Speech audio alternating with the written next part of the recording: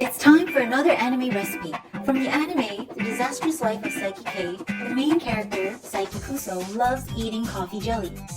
Coffee jelly, as the name implies, is basically jelly flavored with coffee and sugar. It was once a British dessert but is now most common in Japan. In this video, I'll be showing you how you can easily make coffee jelly at home. All you need are 3 ingredients. Let's get started.